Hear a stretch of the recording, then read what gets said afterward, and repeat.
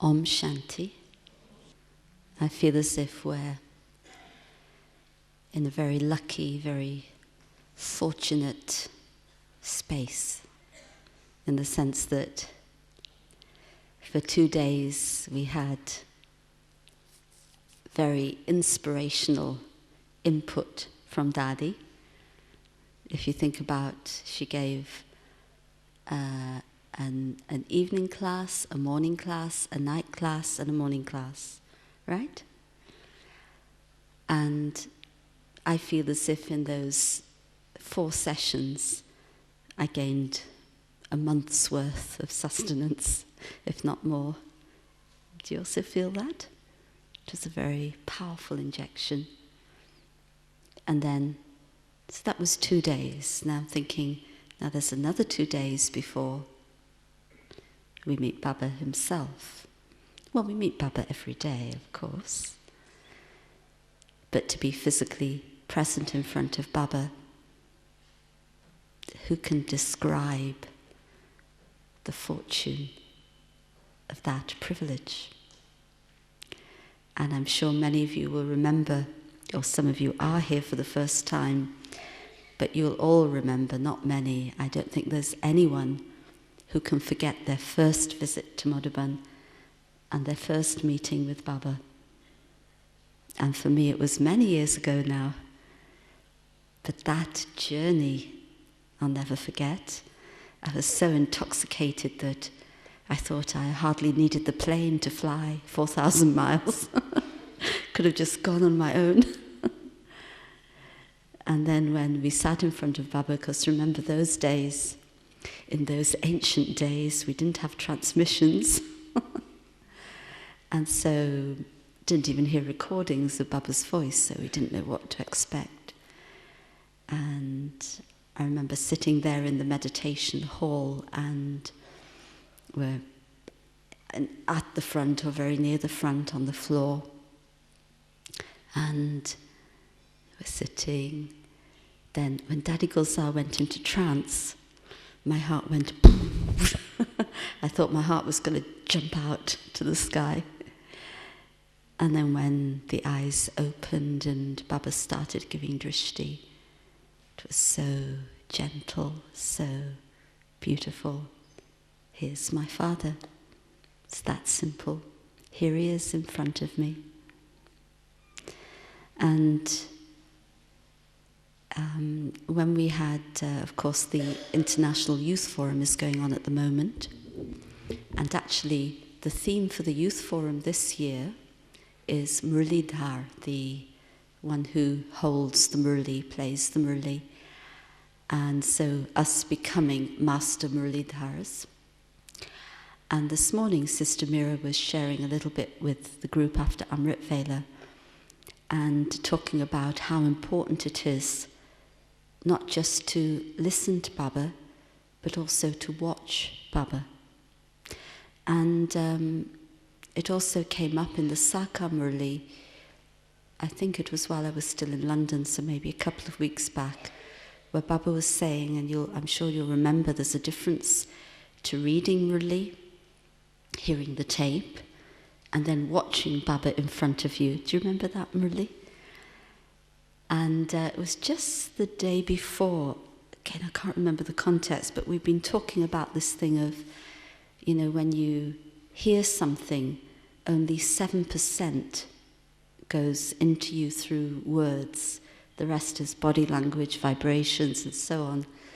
And then the next day, Baba said this in the Murli.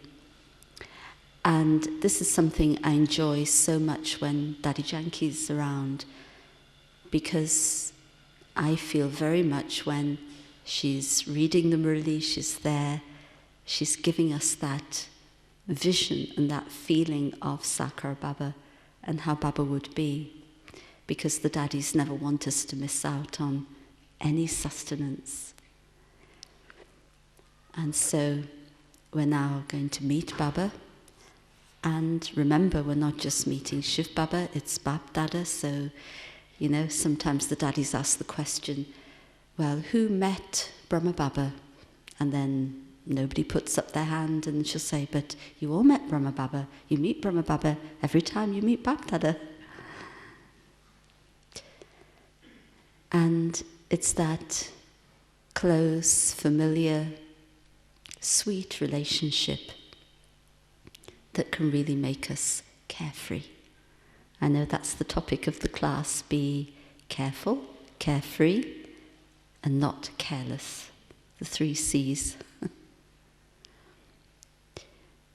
And today in the Murli, Baba gave us several cautions or precautions.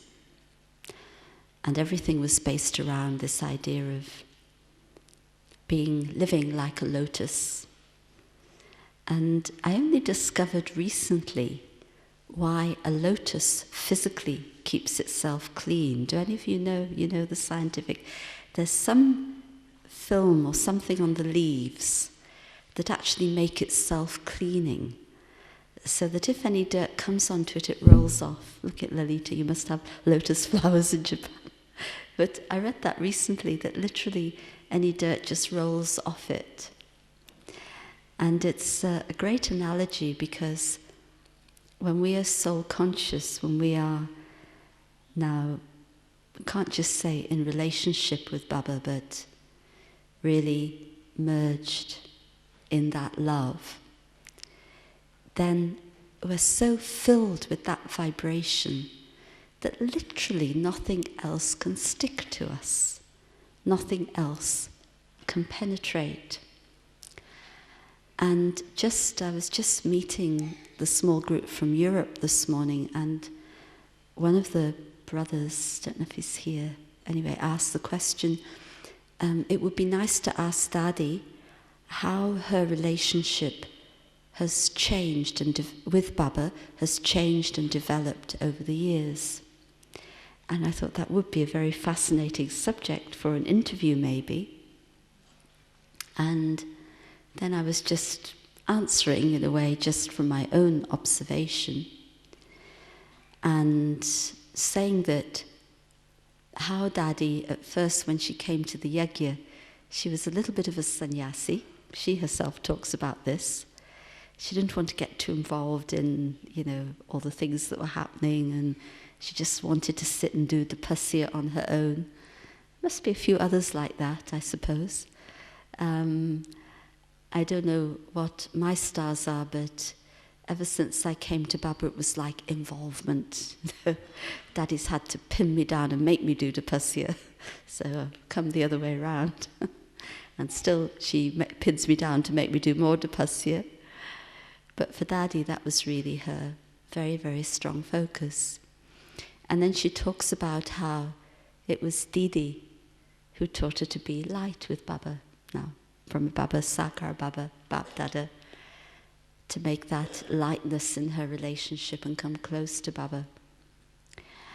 And there's a great secret here, because in coming close to the corporeal, we come close to the incorporeal.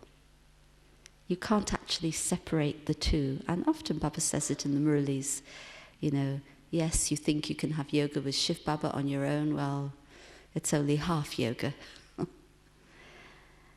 But relate that to now, and our closeness with the family helps us in our closeness with the incorporeal, because as I face the family, and often there's a lot to face. Oh, sorry, let me finish that first trend first, about Daddy and her relationship, then I'll go back to this. And then I'm seeing Daddy today, and I've watched her over the years. And you see what Baba is accomplishing through her. I mean, it's just unbelievable on any level at her age, to have that energy and to carry that responsibility. In a way, it isn't actually humanly possible to carry the responsibility of the yajna or an organization like this. It's not actually humanly possible. But for Daddy, and all our daddies, but for Daddy at the moment, Baba has given her, well, this is her role now. She is the one who's the head of the yajna, although she wouldn't like that phrase. But she's playing that role, and she's able to do it because in every breath is Baba, literally.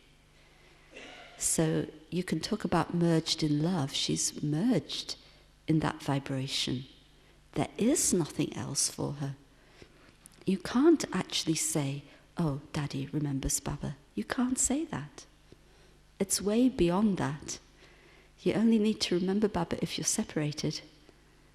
It really is practically before our eyes an example in front of us of what it means to be merged in love and to live with every breath on Baba's energy, on God's energy, not on human energy.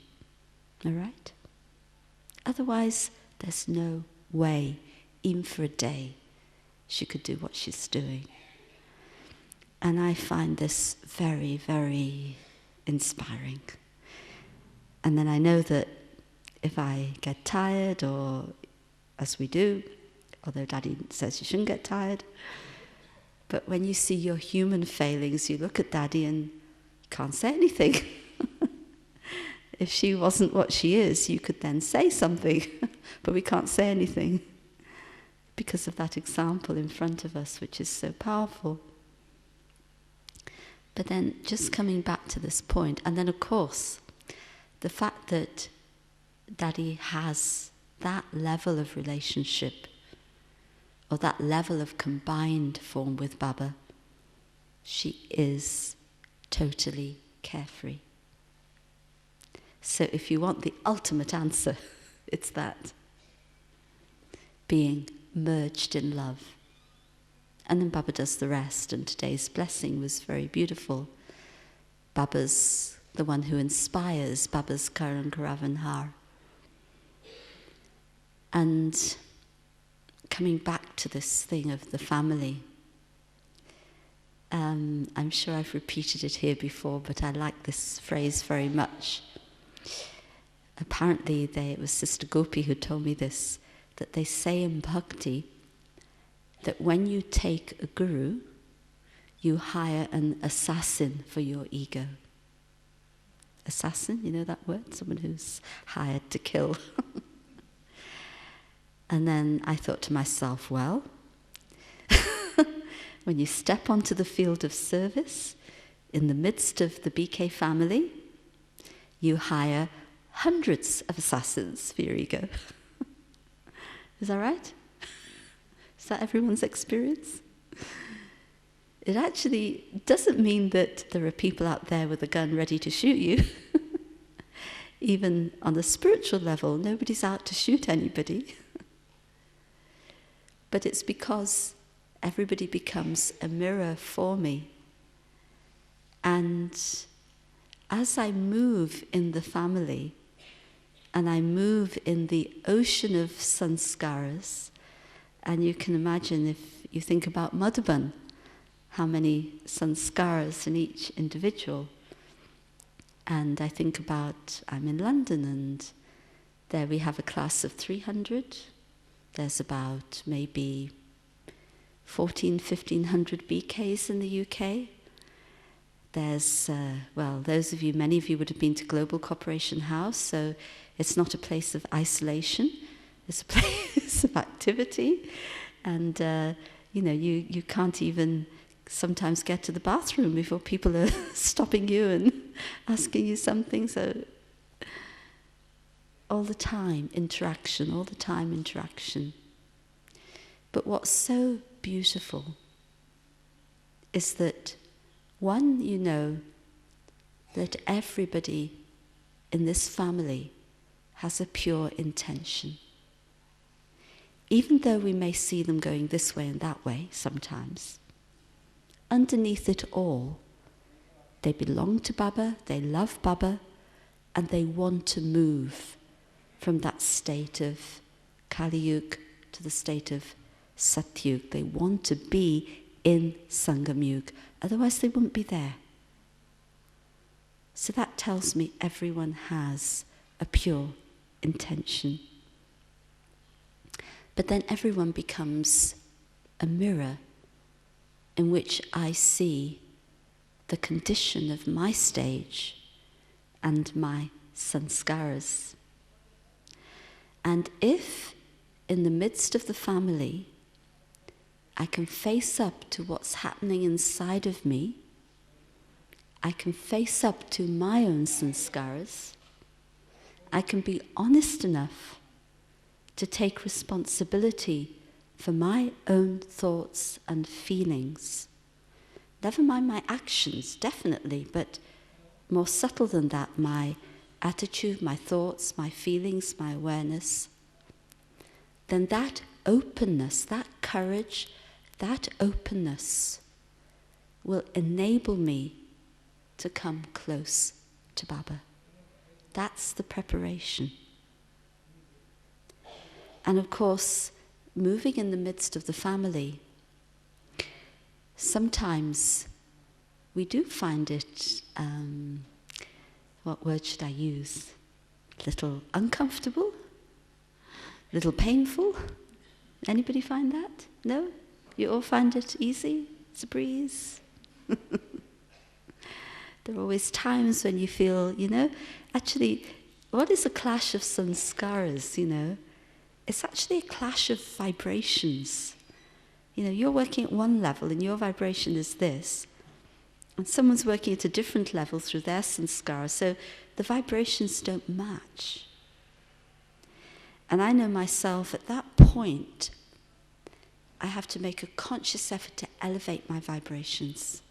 Otherwise I'm going to get into a to and fro, and my ego is going to get hurt. And then when our ego is activated, good old ego, it really comes to our rescue so easily, doesn't it? So quickly. It's always there. And Daddy would often say that the ego is a guard over the other vices. So when the ego's there, it makes sure that greed, anger, attachment, and all these things are ready, to serve us at any minute. But when our ego gets activated, what do you feel instantly? You want to prove yourself? You want to defend? You want to get a little angry, irritated? Then you feel, well, I'm right, but they just don't understand. There are all these kind of thoughts. And these are the kind of thoughts that tell us that our ego is activated. These are the feelings that tell us that our ego is activated. And once at that moment when I'm in those sorts of feelings, then I have become dependent on nature, dependent on matter, as Baba said the other day. And in that dependency, I have ceased to take responsibility for my thoughts, attitude, awareness, feelings. And the I comes in. And then I am far from that carefree state. Then I feel as if I'm carrying the whole world on my shoulders, right? I. It was interesting. It's a few years back now, I come to Madhuban, and I was really feeling the weight of responsibility. I hadn't sorted out this thing of how to give everything to Baba in the right way all the time. And I had a few words from Baba at that time. And Baba was saying, yes, there will be times when there's a lot, when you will get tired. But when you forget that Baba's doing it and you take on the responsibility, then that is a form of I-ness. It was that year where there was a lot in the Murlis about I-ness, I and my. And I remember at that time I realized that I hadn't understood that I-ness, because I thought that, sweared I, that, if I'm taking on responsibility for service, I'm doing something good. Like you take up something. Well, I'm being good. I'm being responsible. I'll look after that. I'll make sure that happens. I'm doing this work for Baba. See, Baba? No. It's again a trap of I-ness. Then I'm not being the instrument. So I can't be carefree. And once you start a task with that I-ness, and I know I am really, truly speaking from experience, you really ultimately end up with a lot of stress and a lot of sorrow. And then you have to extricate yourself from that. And so now, I catch myself. I know when I'm starting to feel the burden of something, even a little, and then I say, no, I'm not going to go down that route anymore. Baba is responsible.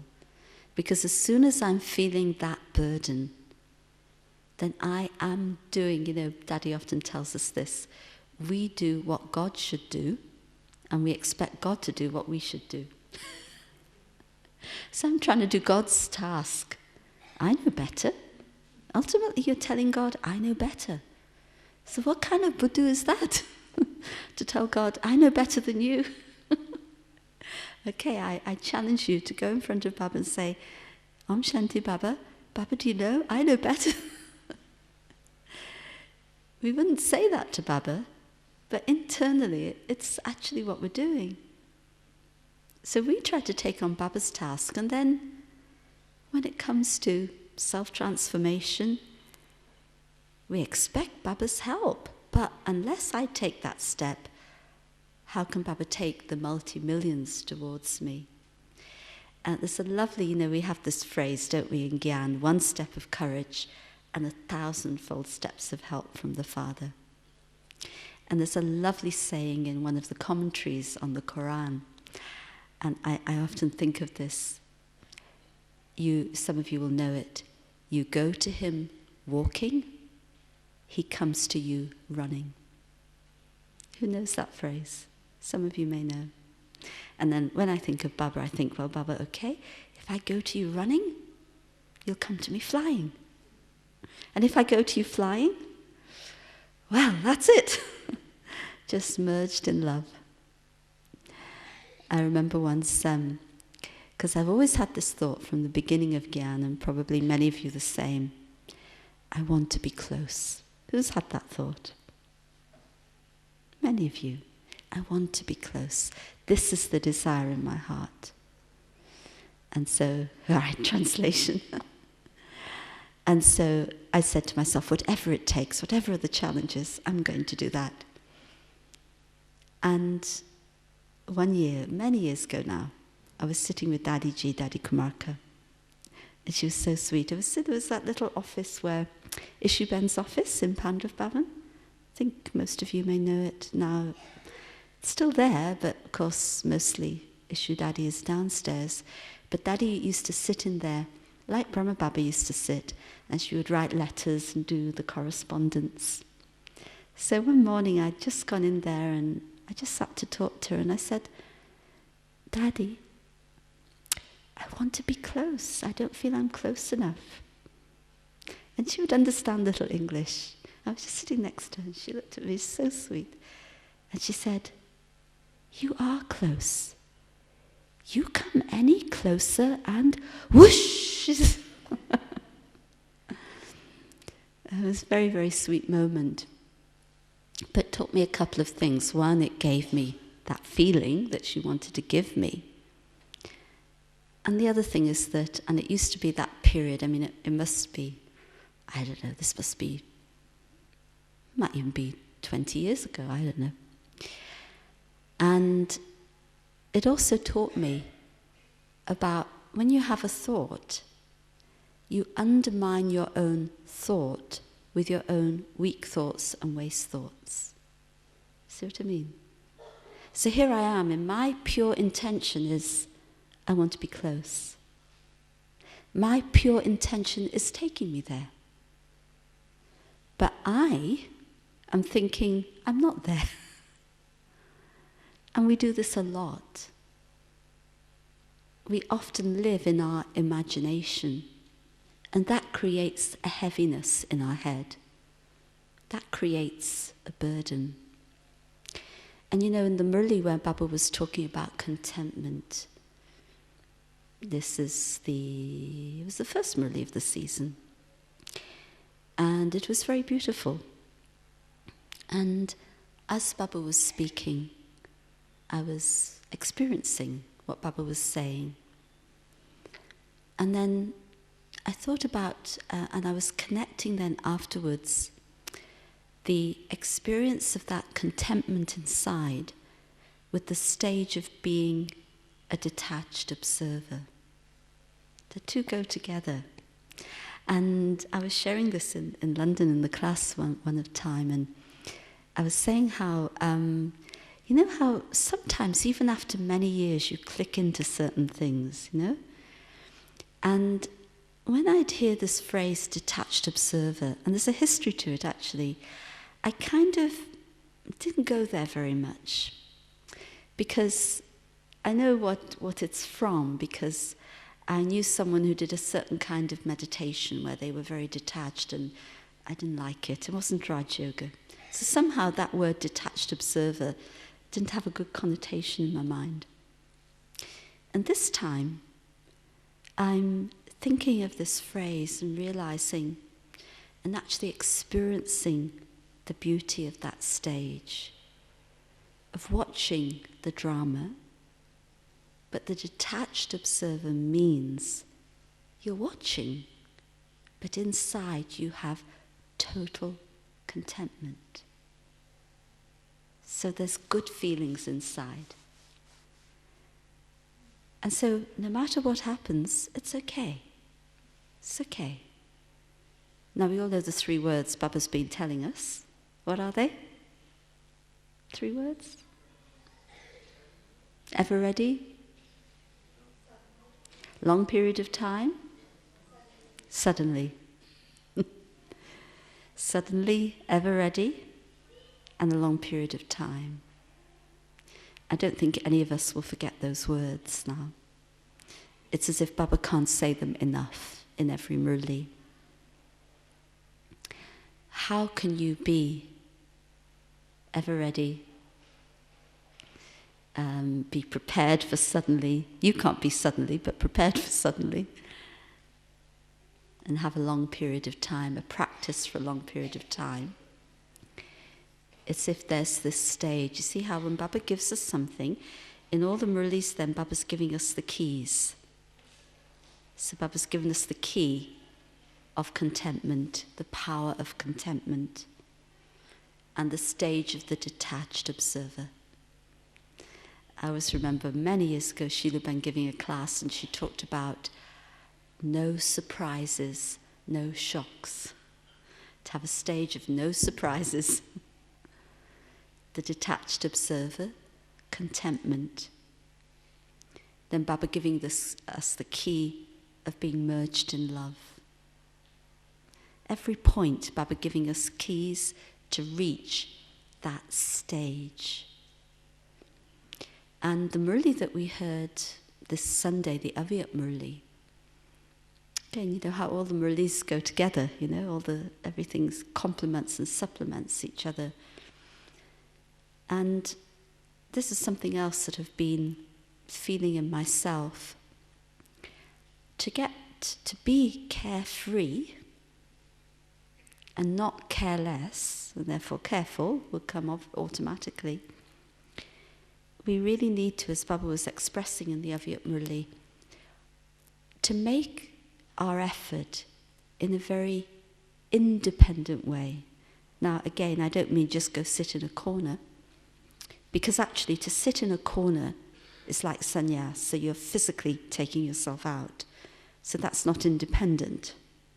You're dependent on being separate from the gathering. So real independence is in the midst of the gathering to create my own elevated stage. in the midst of the challenges around me, to create my own elevated stage, because my stage is separate to relationships, to service. Actually, remember Daddy gave us the 5 types of nature. Do you remember what they were? So first was, pardon?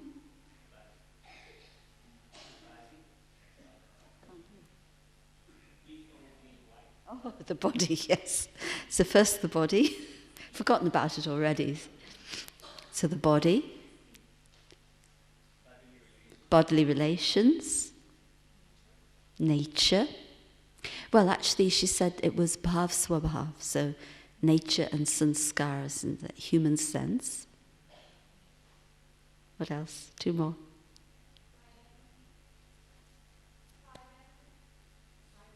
Five elements, but she put that into a certain form as well, which is interesting. She talked about food and drink, right? Did she? Or did I misunderstand? Maybe I misunderstood, okay. The 5 elements, okay.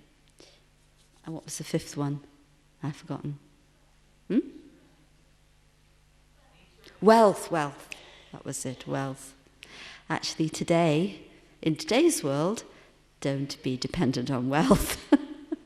Because at any minute, while I was here, I saw the news that Toyota's made a loss for the first time in their history.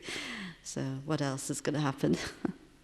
Suddenly, it is very interesting that the pack of cards is going down. So we will have to face a lot there. So not being dependent on any of these things. My effort is totally independent. It's like a wholesome effort, holistic effort that's contained in myself with Baba. Not dependent on this world around me, because ultimately, this world and the relationships will not be able to support me. So I need to make that practice from now. And also Daddy often draws attention, be aware of the quality of my thoughts. And something that I've become very aware of is how people do pick up your subtle thoughts and the subtle intention behind those thoughts. And how the subtle intention behind those thoughts is what actually creates our karmic situations. It's very subtle. You know, when we teach about the law of karma, yes, we talk about action and reaction, and you do a certain action and how it comes back to you, etc. But we also teach about what creates the quality of that action, and that is the subtle bhav or intention behind that action. And sometimes this is where Maya becomes very clever and even hides our own intention from ourselves. This is where Maya, in the form of ego, can really trap us. Because we will say, oh yes, but I have the purest intention to do this. But sometimes you hear people say that. Baba told me. I've often been in that situation where you're trying to help someone to move along. Well, maybe you could shift this way or that way. And then they say, oh, but Baba told me I had this inspiration from Baba. And then you say, okay, fine. Nothing more you can say then. But this is where Maya interferes and masks our intention. So Maya tells us it's a very pure intention, it's a very good intention, you have to do this, and usually this is where we get very trapped in the service field in this. I want to do this. And we get trapped. And we don't see the subtle ego that's underneath that intention. And you know, the best opportunities happen when you don't even think of it and it happens to you. You prepare your stage and it comes to you automatically. And I know I've often had thoughts to do something, and if it's a pure thought, it happens, it's clean, and everyone comes with you. And it's just very interesting, you know, now after, I think, 2003, so this will be the 6th December coming to Madhuban for the Youth Forum, and to find myself after 6 years here in December, because I never had a thought in my wildest dreams anywhere that I would get connected with the IYF. It's very interesting. I would never even have, just never entered my head. And of course it was Daddy who said, well, will you help with this? And so, okay, all right. I wouldn't say no. Fine. And okay, I'll go, Daddy, maybe I should just go one December to see what happens. Okay. And then that was it.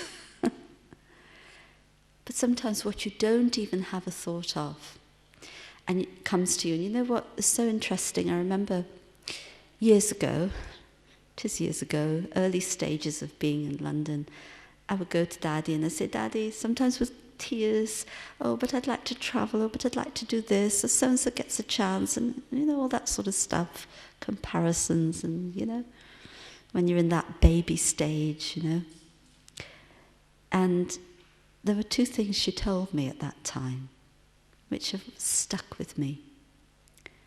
First, she said to me, well, never worry. Whatever is your right will always come to you. Just create your stage.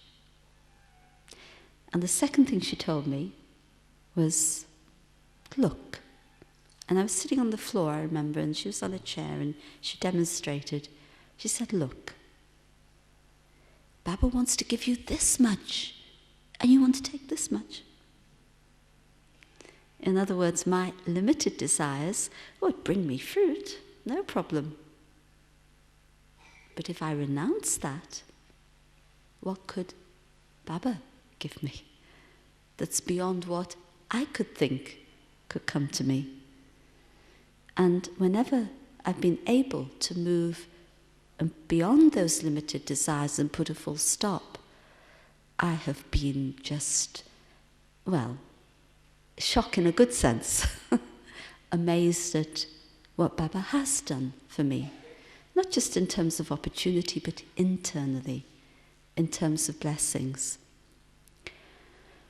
And this was something else that struck me very much about what Daddy said, you know, when she said, when she was asking Baba, well, Baba, you know, why don't you give me a blessing? Remember when she said that? And she said, Baba said to her, but you were born through blessings, you're sustained through blessings, and your life is a blessing through which there's service. So what more do you want? And I thought to myself, yes, Baba, that applies to all of us. Yes, Baba, that applies to me. So yes, Baba, why do I need to think of anything further? How empowering is that inspiration? Think about it. Everything in your life is based on Baba's blessings. So what more do you need? And so how we, and that attitude you see in Daddy, blessings definitely make you carefree. And Baba told us, Amrit Vela, Baba gives one or another special blessing to the children. So don't miss out. One or another special blessing. And I love to think about blessings, you know. Blessings take you away from effort and labor and everything else. Working with Baba's blessings, having that recognition. Actually, we don't need to ask for blessings, we don't need to make effort for blessings, but we simply need to recognize the blessings that Baba has already given and continues to give. Once the I comes in between, then we don't get the fruit of that blessing in the fullest way that we can. And living and being sustained by blessings also takes us away from the I-ness of comparison, of criticism and all the rest of it. Makes us free. There's a phrase I often quote of Daddy's where she said, "It's a lack of wisdom to think that the one who praises you is your friend and the one who insults you is your enemy. Is that what your happiness is based on?" It's a lack of wisdom to think that the one who praises you is your friend and the one who insults you is your enemy. Is that what your happiness is based on? Think about it. There's so much wisdom in that, so much that can inspire us to be independent and wholesome in the effort we make. Not effort, in the way we use the blessings that Baba's given us from birth. And every time we get into that seeing of others, we stop using the blessings. And this is where there's an art in keeping your vibrations connected with Baba's vibrations. So that the way you are, your stage, your being, your presence, gives out such vibrations that they sustain an atmosphere in which others can be sustained. And this is the most important service. Sometimes I do it, sometimes I find I've moved away from that, but I know it's the most valuable service because you create that powerful atmosphere beyond the pettiness of this one did that, this one said that, etc. You stay beyond and create a powerful atmosphere, and you'll see how many others will be able to move beyond the things that are pulling them down. Again, this is the lotus. Being a lotus, yes, we think of purity, we think of following the lotus-like life, but on a subtle level, it's keeping our vibrations above the mundane. Because the whole world is in those mundane vibrations of ego and greed and attachment and anger and all the rest of it.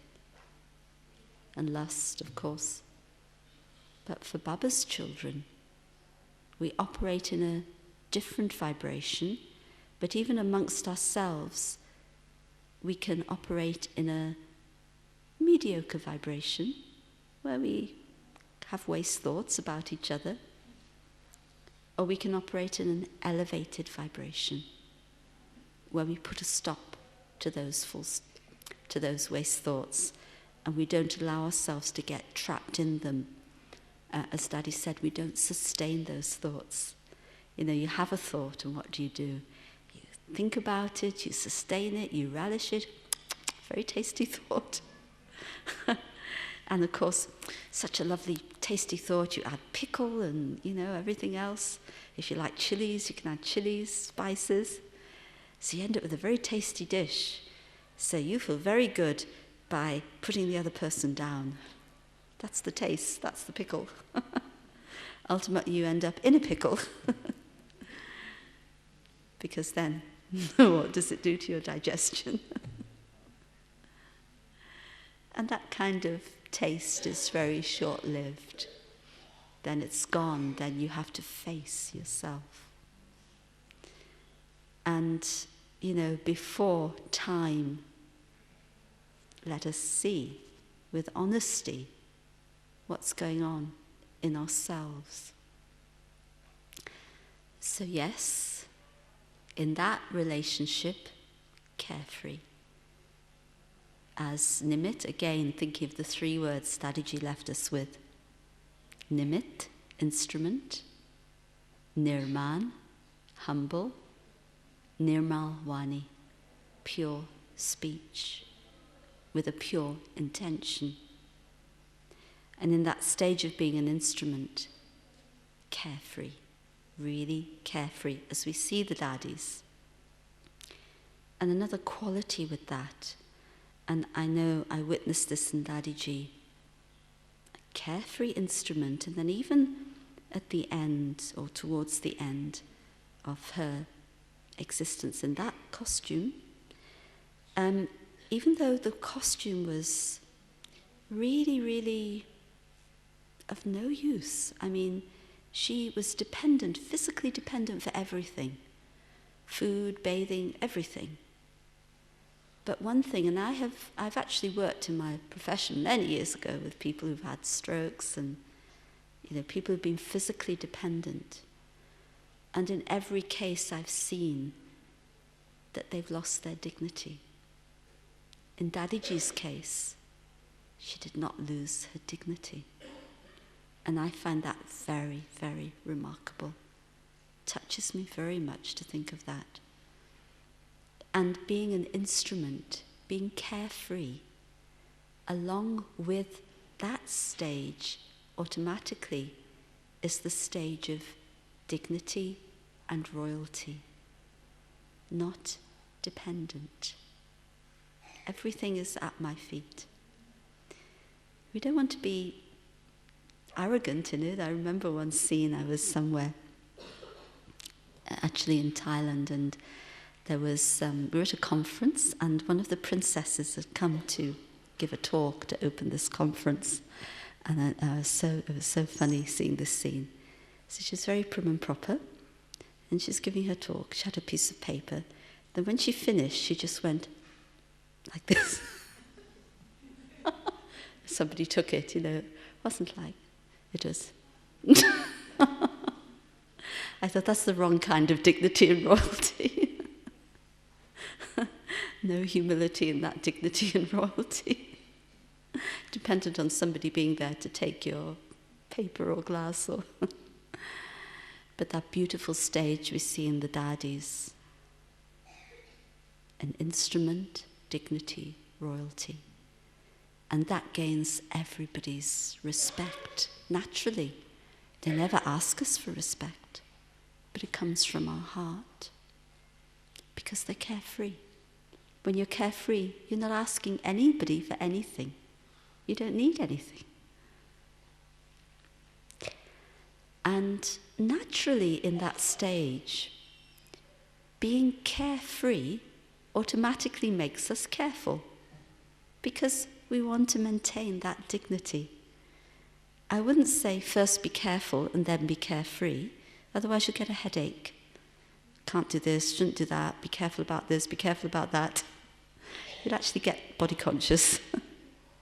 Yes, Baba gives us cautions so that we know our boundaries very, very clearly.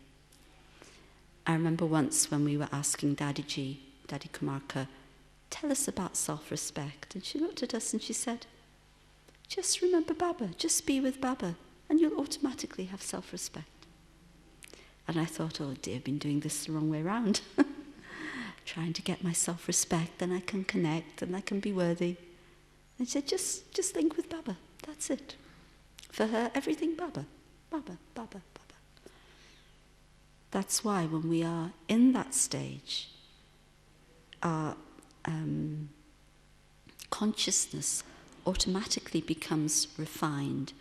So we will not do anything that will lower our dignity. So we will not step over that boundary into being careless. Because that dignified stage is so precious to us. And all the virtues come along with that. And then, yes, we won't be careless. Daddy talks to us a lot about carelessness because she sees that we're careless. I know I'm careless in many things, but I know the method is to be first carefree with Baba. Baba's offering, Baba's giving us the guarantee to take away everything Somebody suggested in the youth retreat, why don't we create a basket and put all our rubbish in it and then give it to Baba on the 31st December. I said, you want to take your rubbish in front of Baba? If we were to take that in front of Baba, Baba would say, well, why are you still hanging on to it? So finish the rubbish and then take the virtues in front of Baba. So always go on the positive. Sometimes we think upside down.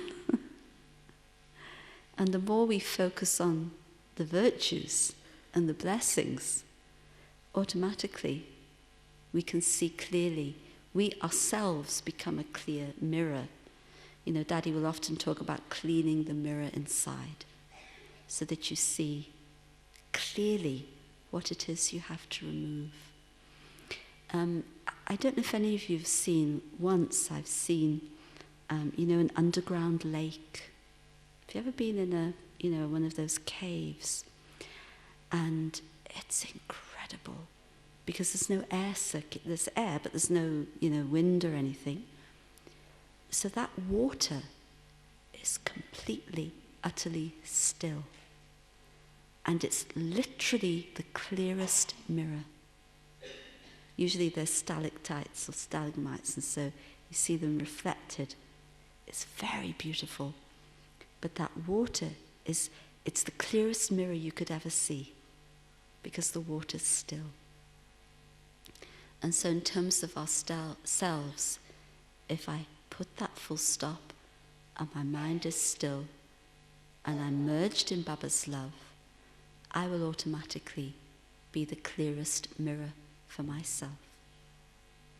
So before anybody else has to show me a mirror, and I have the pain of that, let me be that mirror for myself so that I can clean out whatever else there is inside.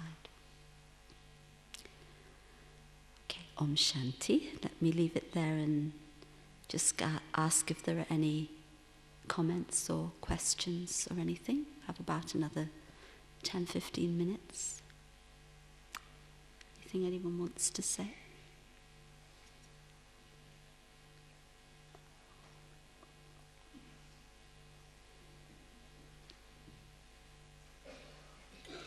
It's clear?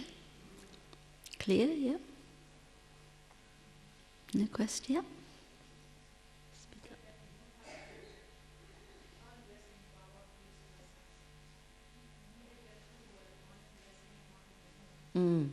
It's true. It's true. They are two different words.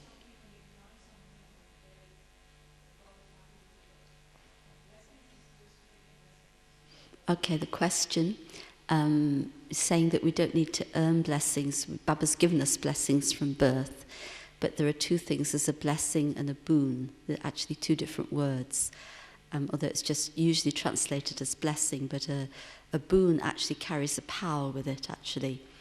And a boon is usually something that you've done something and you've earned that boon. It's very interesting. Baba does give us blessings from birth, that's for sure. And I always remember one blessing, it was that Baba gave to Brother Charlie, Brother Charlie. Baba looked at him and Baba said, "You're a soul who has never misused blessings."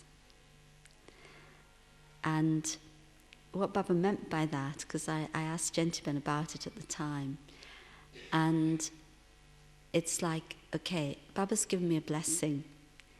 Then one thing is to say, well, Baba said, I'm a victorious jewel. It's a blessing, okay. And then I say, oh, fine, I'm arrived, I'm a victorious jewel. So then the power of that blessing ends.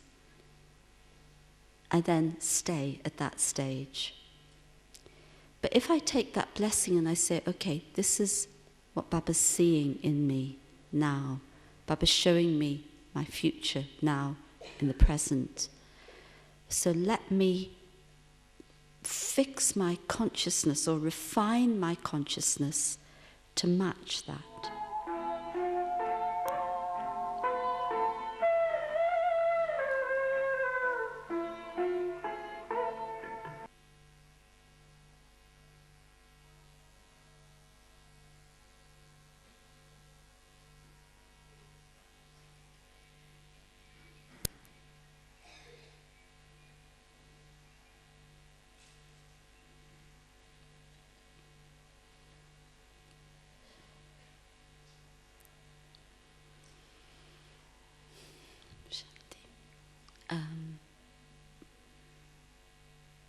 What was the saying?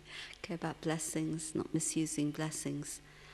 But then, yeah, that's right. So there's that aim Baba's put in front of me, and he's saying, you are that, you just need to step into it. Then the level of my attention and effort and thinking and the quality of everything I do will match that. And then I will earn those boons through that. Yeah, does that make sense? And you know, when Brahma Baba first had the vision of Vishnu, think about it, and Vishnu said to him, you are that, you are me, you know? It was like Brahma Baba, or when Shiv Baba first told Mama and Baba, you know, Lakshmi Narayan, they accepted.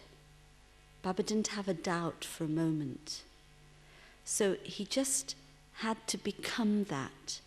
You know, when Baba tells us, yes, you're going to become a complete deity, Lakshmi Narayan, whatever, we have to think and doubt, will I become that or not?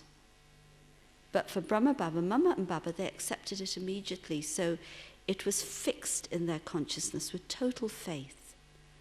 So everything that was done was with that awareness. So when we receive that blessing from Baba, from the time of our Brahmin birth, let us fix that awareness so that everything moves in that direction. I remember one year, about 2-3 years, Baba would say to me, when I would meet Baba, Baba would say, Nashtamohar, means, you know, totally detached.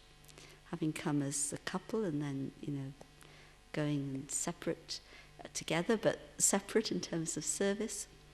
And after about the 3rd time, I said to Gentiban, why does Baba say the same thing each year? And she said, Buddhu. She said, on the one hand, Baba's underlining, Baba's giving you the blessing or the acknowledgement, yes, that's a fact. But then Baba's underlining it so that you do that even more for the future. I said, oh. After that, Baba didn't say it again. So it's like taking that blessing as an inspiration to make the highest level, the most elevated effort, which is then actually turning the blessing into a boon, because then I will get the power from that. Anything else?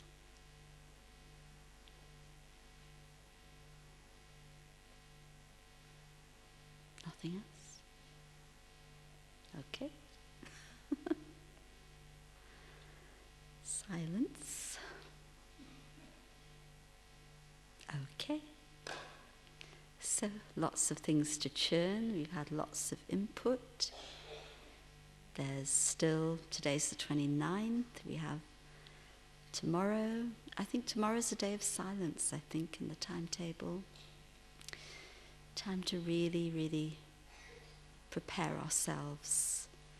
Time to just, you know, there'll be so many issues maybe going on in your head. Really, really put those to one side, so that when you're in front of Baba, it's really a clean, clear slate here. And then Baba can write on it whatever he wants to. You know, if you've already got something written on a blackboard and you try to write over it, you can't decipher it. But if you clean the blackboard well, then the writing looks very sharp and clear. So Baba's going to write your line of fortune. Okay, Om Shanti. Let's have a moment of silence.